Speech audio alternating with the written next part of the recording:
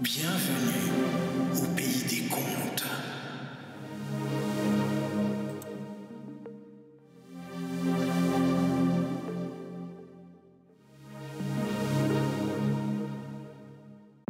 Il était une fois un riche seigneur qui se remaria en secondes noces avec une femme au cœur noir.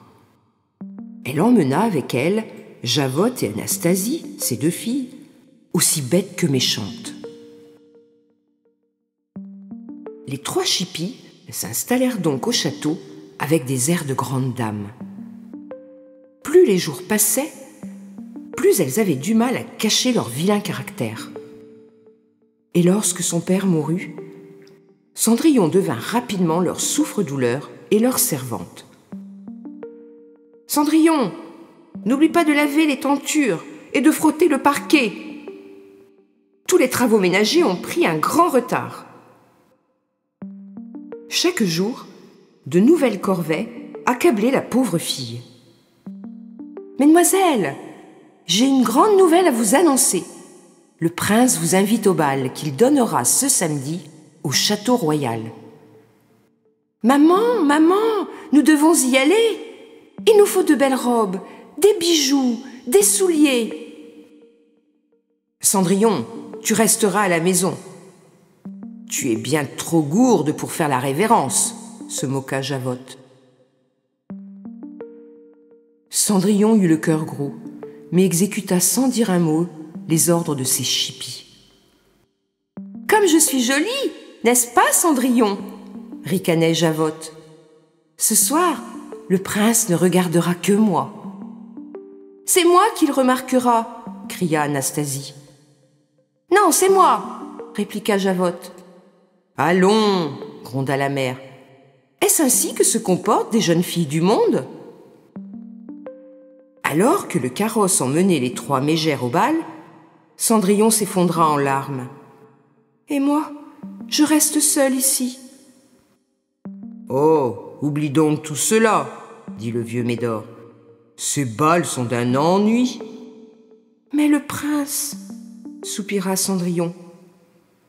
Tout à coup, une minuscule étoile filante traversa le ciel et se posa aux pieds de la jeune fille.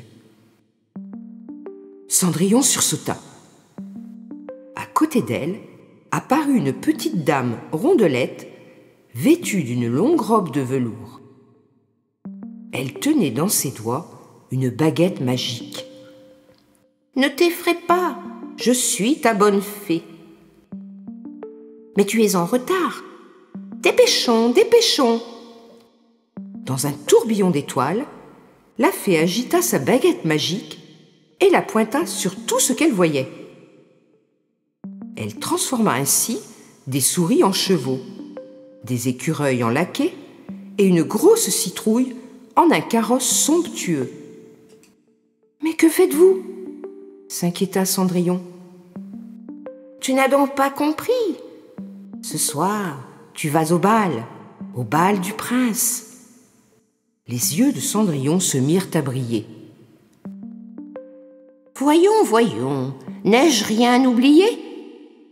Ah, mon Dieu, le cocher ! Un carrosse sans cocher n'a pas fière allure. Ce soir, mon vieux Médor, tu conduiras Cendrillon au bal. Et hop là ! Et maintenant la robe.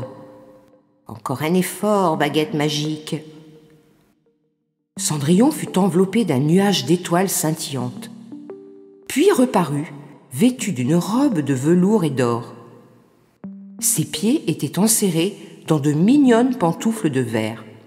« Une chose encore, » dit la fée. « Aux 12 coups de minuit, le charme se brisera et tu devras être rentrée. » Le bal du prince était somptueux. Toutes les demoiselles n'avaient Dieu que pour lui. Le prince, lui, ne regardait que Cendrillon. Il l'invita pour une danse. Javotte et Anastasie se demandaient qui était cette belle inconnue. Tout à coup, les 12 coups de minuit sonnèrent. Cendrillon, effrayé, s'arracha des bras du prince et s'enfuit. Mais, dans sa course, elle perdit une pantoufle de verre. Comme l'avait prédit la fée, le carrosse reprit la forme d'une citrouille. Les souris se regardèrent, étonnées de ne plus être des chevaux, tandis que Médor aboyait de joie. La belle princesse avait retrouvé ses misérables haillons. « Ah, ce fut la plus belle soirée de ma vie. Nous avons dansé sous les étoiles, le prince et moi. » Elle ajouta encore. « Merci, bonne fée, merci 1000 fois. » Qui était cette belle inconnue ? Se demandait le prince. Il faut absolument que je la retrouve. Heureusement, elle a perdu une de ses pantoufles. Écoute, Pierre, dès demain à l'aube, tu partiras avec cette chaussure et tu la feras essayer à toutes les jeunes filles du royaume. Celle qui pourra la chausser, je l'épouserai. Oh oh, demain, à l'aube, tout le royaume, soupira le valet. Oui, oui, au premier rayon du soleil, insista le prince. Le lendemain, le moment vint, le valet frappa à la porte d'Échipie. Javotte et Anastasie essayèrent de faire entrer leurs pieds dans la pantoufle. Impossible! Ils étaient bien trop gros et trop gras. « N'y a-t-il personne d'autre ici ?» demanda le valet. « Oh non, seulement notre servante, vous n'y pensez pas. J'insiste, madame. Toutes les jeunes filles du royaume doivent essayer la pantoufle. Donnez votre pied, ordonna-t-il à Cendrillon. Miracle, c'est elle, s'écria-t-il.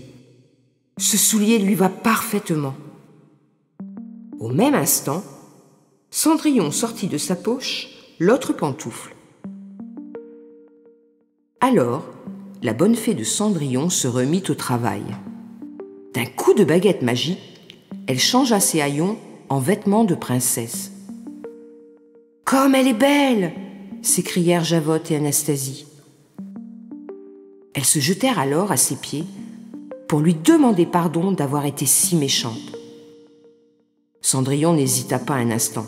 « Je vous pardonne, » dit-elle. Le soir même de cette merveilleuse journée, Cendrillon rejoignit le prince dans le parc du château. Ils échangèrent leur premier baiser et se jurèrent à jamais amour et fidélité. Là-haut, dans le ciel, une petite étoile souriait tendrement.